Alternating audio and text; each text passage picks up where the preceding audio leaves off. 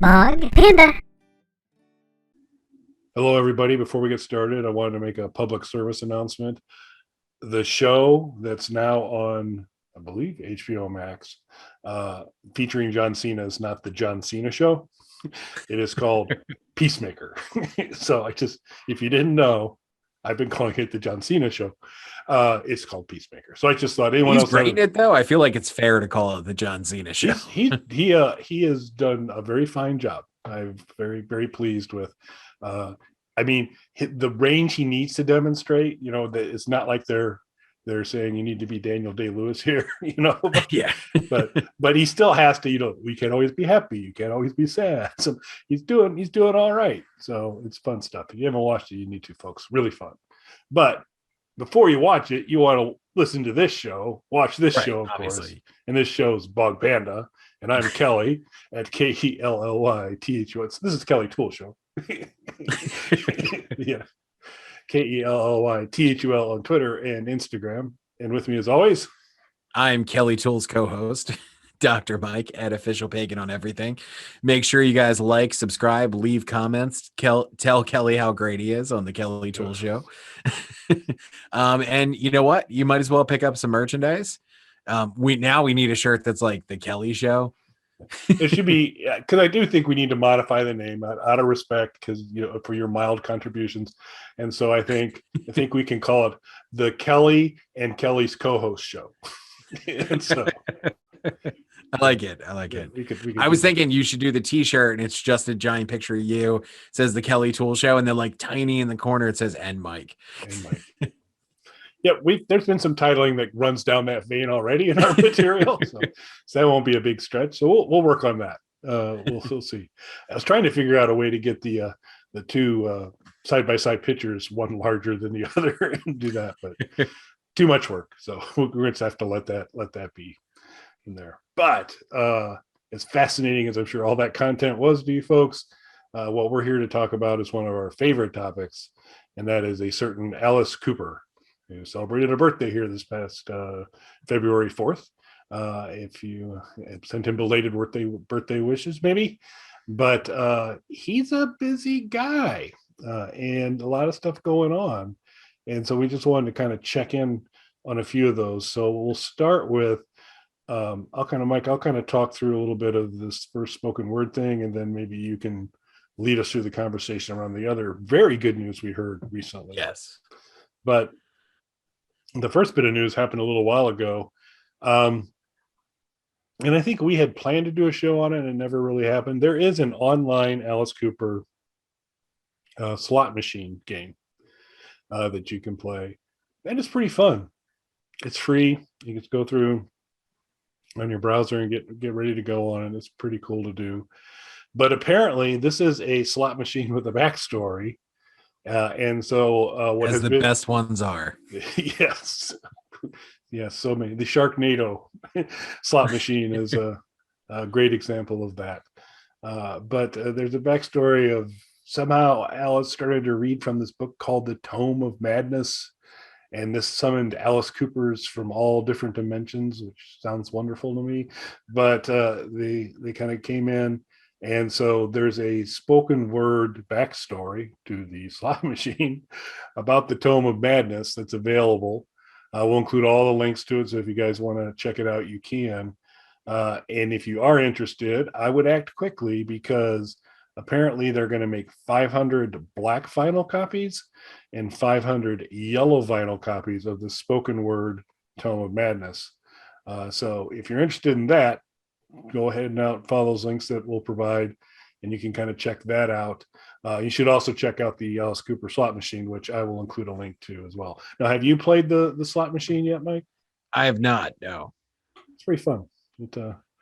It's pretty cool, and the bonuses are interesting, and it covers the multi-dimensional Alice, all sorts. There's like Schools Out references, Last Temptation references, Snake Bite references, all kinds of good stuff. So very nice. Now, we do talk a lot about gaming and stuff on this channel, particularly retro gaming. Are you a gambling video game guy at all? So I have like on occasion, which is just inexplicable to me, but I have on occasion downloaded apps from my phone, which are video slots.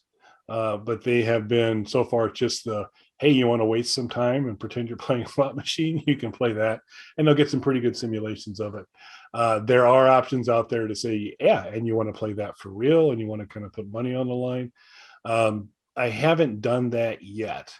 I'm not a big gambler to begin with, but on the rare occasions when I have been to Las Vegas, slot machines are basically my main order of business because I can lose my money slower than in other ways. And so I do that. And I'm sitting somewhere and somebody stops by and offers me a drink for free every once in a while. So that seems like what's not to like about that.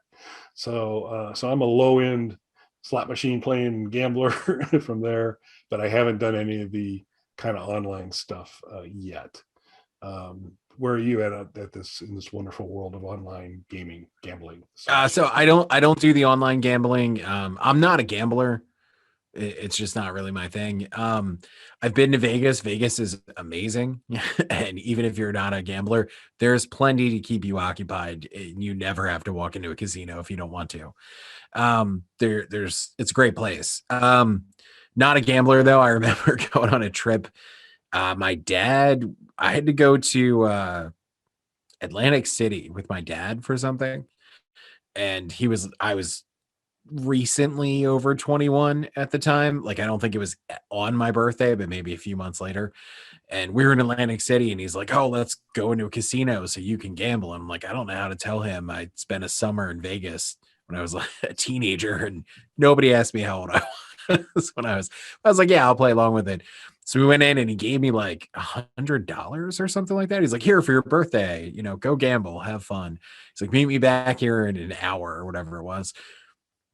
So I walked around, got some free drinks, went to the bar. There was somebody playing there, enjoyed a little bit of music. It was coming up on an hour. So I walked back and my dad's like, how'd you do? I was like, I made $100. And he's like, really? I was like, yeah, I walked in, some asshole gave me $100 right away. And then I just got free drinks and walked around and watched the guy play some music. So not a gambler. Been in a lot of casinos, especially on the road. The ones in the Bahamas really stick out. Like, that was really fun. Canada had a lot of really cool casinos when we were there. I'm just not a gambler. Other people that I'm with usually are, and there's always stuff for me to do. So I don't mind going along to that stuff. Not a gambler. However, all of that being said, Vegas Dreams for the NES, sticking with the retro game stuff that we're known for. On the original NES, there was a game called Vegas Dreams. I remember it being kind of controversial because obviously not a kid's game for a system that was very family oriented and particularly for younger kids. Really good gambling game though. It is on the Super Console X. For any Super Console X people out there, you can find ROMs of it pretty easy. It's a pretty detailed game. It gives you a lot of different casino games, and it's all played pretty straightforward. It was really fun. I learned a lot about gambling as a child playing it, and that's what you want to do. You want to teach kids so when they go to Vegas at a young age, like I did, they know what they're doing. You're not just throwing them in the deep end. There you go. But obviously with Alice, I am going to try this out. Now, where are you at as far as ordering the vinyl? And are you a spoken word record guy at all? So not, it's not a flavor of audio that I'm a big fan of. So I don't really have many spoken word. I don't think I have any, as a matter of fact, spoken word things. But for this one, because it's Alice, always willing to make an exception. Under pretty strong consideration. I haven't pulled the trigger on it yet, but if I am going to, obviously I'm going to do it quick, and I'll get the yellow vinyl if I do. Are you going to pursue this? I might. So I wouldn't say I'm a big spoken word album person. Not really a favorite genre of mine, if you want to call it that. I do have a couple of spoken word albums though, because when you were saying like you don't have any, I was like, neither do I, except this one and this one and this one, kind of running through my head. So there is a few that I like. A couple that I would say are really high on the list, just in case anybody's looking to jump into spoken word. Utah Phillips, The Past Didn't Go Anywhere, which is there's music on there too. He's a folk singer, but it is predominantly a spoken word record. They took live recordings of his, and the live shows they recorded for live records, they cut out a lot of his very lengthy between song banter. So this is a record made up of that. They took his between song stuff and talking to the crowd and everything. And there is a little bit of music peppered throughout too, but it's mostly that, him interacting with the crowd at live shows. And it's really good. So there's really good stuff on there. It's a lot of him telling road stories and stories behind songs and things like that. So it's still very music heavy, the talk. And then spoken word performance wise, Danny Hawks has Jails, Hospitals, and Hip Hop, it's called. It was his one man play that he did. There's a spoken word record of that. So I like spoken word more than I would have said a minute ago before I got a chance to think about it. But yeah, I'm a big vinyl collector in general. And of course, love Alice stuff. There's a lot of really cool vinyl stuff that's been coming out lately. So this is exciting, something else to look at. I feel like if you're a collector of sort of analog music, whether it's vinyl or cassette or whatever it is, just like we always talk about with retro gaming, now's a great time to be into this kind of stuff because there's just so many cool things that are coming out. Yeah, big chunks of Alice's catalog have kind of rolled out that way. I've got the Special Forces on blue vinyl, Very nice. which is super cool and all that. So yeah, I think it is a good time because that does seem to be, you seem to have some pretty good options out there. Absolutely. So not to get off topic with it, but is there any like cool vinyl in your collection that you want to mention? So it's missing, and this is a great mystery to me. I have a hunch. I know the former roommate that might have possession of it, but I had the Alice Cooper Special Forces EP that was called For Britain Only. And at that point, this was before the box set came out. So For Britain Only hadn't been out on anything. And so it was on there. Who Do You Think We Are? I believe Generation Landslide. I mean, naturally. Of course, you would have that on it as well. And there's one other one off of Special Forces, but it was Alice in his full angry ant, the chopsticks in the hair and the emaciated, highly emaciated Alice point type of thing. He's like a walking corpse almost. But he's featured heavily there with a British and American flag, kind of waving them. So that was an awesome picture disc. I have a Rocky Horror picture disc as well. Nice. And I have the split, I believe it was Split Ends record that they laser etch so that if you just basically take the vinyl and tilt it into the light, you'll get a prismatic effect and you'll see all these different geometric figures and stuff that were etched in the plastic or in the vinyl as well. So those are from a kind of not gimmicky, but just more kind of unique stuff on there. Probably my favorite vinyl that I have that I've never seen in any other media is Graham Parker's The Parkerilla, which is a 2-disc set that Graham had a long history of not getting along with his record labels. Wrote a song called Mercury Poisoning after he left Mercury Records. And then Capitol, I believe, was the next one that he had some trouble with. And they had him on the hook for one more album. And so he said, fine, we'll do that. It said, need to be a double album. He goes, okay. And so it's a pretty good selection of songs that are live, but then there's almost like a disco remix of Hey Lord, Don't Ask Me Questions that encompasses the entire fourth side of it out. So he kind of cracked it out to get rid of it. It's actually a pretty enjoyable album, but it is impossible to find anywhere else. And I really, being a big Graham Parker fan, this is a pretty fun one for me. And then the disco version of Hey Lord, Don't Ask Me Questions, I can live without, but it's still pretty fun. How about you? I mean, you've got a ton of stuff. Yeah, I have a lot of vinyl, a lot of weird like old compilations and things like that that are fun. As far as like more gimmicky stuff, and I don't even think that's like a bad word. Like that's I'm drawn to a lot of that kind of stuff. I have a glow in the dark vinyl of Joy Division, who I'm a big fan of. That's cool. I have a lot of I not to pat myself on the back with stuff, but a lot of the UGH compilation records. I'm on a bunch of those. They do such a great job. Like I don't, I produce the vinyl records, but like I have nothing to do with the packaging and stuff. Those just always look cool.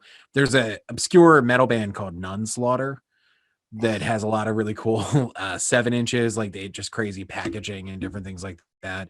I like obscure stuff too. So on the turntable behind me right now, I have Vanilla Ice's demo on vinyl that he would sell out of the trunk of his car at his early shows and things like that. It's an original copy. It's not, anything new on that. But again, this time I'm going to pat myself on the back. um, a couple of bands have done CD vinyl, meaning there's a CD, and when you play it, you could flip the CD over and play it on a turntable. And there'll be a groove cut into the disc itself. We weren't the first ones to do it, but we did the longest one ever.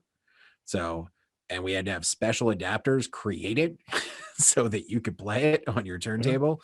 So I pat myself on the back for that one. So I'm going to go with that one. fair enough. But I do love vinyl. Like I love when they hide things on vinyl and locked grooves on things and all that kind of stuff. Commodore 64 programs are on vinyl records. There's so much cool stuff to get into. I do have to tip my hat to. I'm not a giant like White Stripes or Jack White fan or anything like that. Nothing against him. It's just, his vinyl records that he puts out are amazing though. There's one that he put out that he calls the ultimate vinyl record. I can't disagree with him. There are hidden songs on the label of the record. There are grooves that are cut into the label. So one of the, there's it plays it at different speeds depending on what part of the record. You have to actually switch the speeds. So it is a mixed speed record from 45 to 33 and 78. Then there's hidden songs on the label. And there's also an etched piece on the back part of the record, similar to you were saying, where it creates the prism sort of effect. But if you do it while the record's spinning and shine a light on it, it creates a little hologram that floats above the record. Wow. So I have to give him credit. That's pretty amazing. Yes, absolutely. I'll top it one day. The Sphere record. Yeah. So in going with that theme, so of course, a lot of the stuff is new and exciting to like younger people, whereas I think for us it's nostalgic because we grew up with records. My nephew who made his first song appearance not long ago, that was pressed on vinyl recently, and they came and I showed him the jacket and he was so excited to see his name on the record jacket, and he pulls out the record and he's like, "Is there music on this circle?" And I was like, "Yeah, you play that." And he's like, "How do you play music off this?" Like looking at me like I was insane saying this. He's like, "So there's music on this big circle." I'm like, Yeah. "Yes." Yeah. You'll put a needle on it and it spins around and makes noise. Yeah, that's what Sure it it does. Yeah. Why don't you sit down, old man? You've obviously had a busy day. Yeah, check your meds. Yeah. So that put me in my place age wise. But there's more Alice news too, because, and I'm not saying we should take credit for this, but we did this. Yep. It was already announced that Alice is recording with his live band. So that's really exciting. Just because, not that we've had any issues with the people who played on the records, and especially on Paranormal, I think everybody sounded amazing who played on that. He made the drummer from U2 sound good. So that's, I'm sure he's good. I just don't like U2. But that didn't affect my enjoyment of the record. But Kelly and I both said that we really wanted to hear a record with the live band just because they're great. And we wanted to hear a studio record with them, not just a live record with them. So we're not only getting that, but now they've expanded that to, it's going to be 2 albums that are coming out. That's what, and it's a little unclear, but based on kind of how they're talking about it, this does appear to be, this is going to be 2 studio albums where the writing and the playing are Alice and his current touring band. And which is really, really exciting news. And we do deserve credit because folks, go back, do your history on it, see when Paranormal was released, and see who immediately weighed in and said, we need Alice's band doing the playing on the studio. Again, to Mike's point, not that the crew that did Paranormal or Detroit Stories, a lot of the Detroit royalty were part of that. Obviously super talented folks and great stuff, but Alice's touring crew is no slouches either. And so we have been from the beginning encouraging that, and our voices were heard and heard clearly that my read is that this will actually be 2. I get the impression one is basically done and they're kind of doing the work they need to go up, and then the other one needs a bit more work before it's there, but they're calling it Vintage Alice. But he's also saying these are 2 very different albums, so it will be very interesting to me to see if they do something along the lines of Eyes of Alice Cooper, which is very much more the kind of the garage rock kind of thing, and they do an album with the touring band that's like that. And what would be super cool, because it's been a little while since Alice, because I don't consider Detroit Stories a concept album in the same way that From the Inside is, or Welcome to My Nightmare. Not a story concept, just kind of the approach to it is conceptual, I guess. Or what Lace and Whiskey pretended to be, but, or just in visual, like Lace and Whiskey. But if there is a better than Lace and Whiskey execution of pulling a storyline together, that would be really cool. There's been nothing, they haven't heard anything said, but to me, if they say these are 2 very different albums, that could be one of the big differences, is that one's more just hey, we're putting on 10 to 12 great rock songs and you're going to get an album, and then the other one might be, we're going to take you on a journey, so which would be cool. Yeah, I'm really looking forward to it. Again, we made this happen, so you guys are welcome. We take full credit for it. Unless it doesn't work out, it'll work out though. Yeah. I think it's gonna be great. He's got great players with him. It's gonna be exciting to kind of hear this.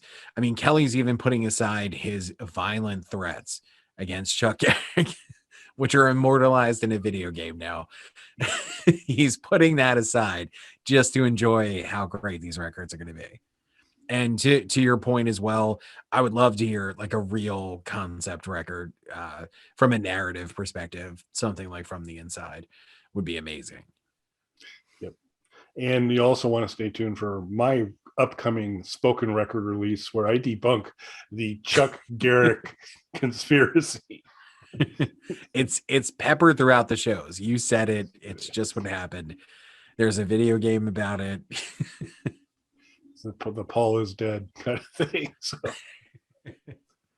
yeah, by the way, I don't know if I'll find it or not. If I do, I'll include a link to it. I watched an excellent video on Paul is Dead, but isn't kind of recently. That's pretty good, which I think will lay the groundwork for me clearing this whole Chuck Garrick thing up. So we'll see what we can do to give you a link to that as well. But yeah, never bad news when you know that Alice is putting stuff together. I think they were writing this on the road. They're still on the road. I mean, they're doing a lot of touring now. So we'll have to kind of see when the timing of this comes up. I'm kind of guessing that we won't see the first one, even if in its current state of almost being complete. For lucky, for the end of 2022, we'll get it. But it would be great to get 2 Alice albums in fairly quick successions, because we've gone through some periods of time where there was a pretty long period of time between releases. So good news. I feel like we've been getting steady Alice stuff, because we had Paranormal Evening, then we had the Breadcrumbs EP, then the Detroit Stories, which is really just an expanded version of that EP. So I do feel like we've been getting a pretty steady flow of Alice stuff. So it'd be great to see that continue. Absolutely. It'll be good. So very excited to do it. Very excited because this is a very talented group of musicians that are also, being recognized in the industry. Glenn Sobel, the drummer, was identified as best rock drummer. Nita Strauss has gotten a lot of kudos for her work and some recognition as well. Ryan Roxy's been rock solid forever. Tommy Hendrickson's an amazing musician, arranger, writer, all sorts of things. And he's been doing some of the writing on recent Alice albums, been a part of it, but the whole group's going to be involved with it. Roxy's awesome songwriter.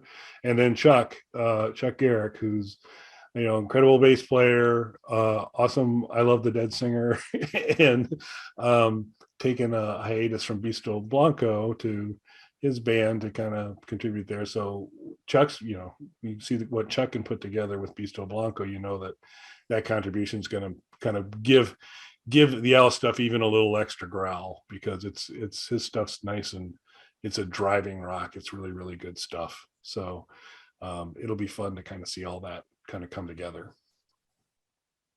Yeah, I'm really looking forward to it. And eventually we need to do reviews of the Bisto Blanco records. We absolutely need to tack those on, because they're pretty great. so it's good stuff. So if you haven't checked out Bisto Blanco, Alice fans need to. Pretty awesome stuff as well. Anything else for this week? No, I think that's it, sir. All right. Well, thanks for watching, everybody, and we'll catch you soon. Thanks, everybody.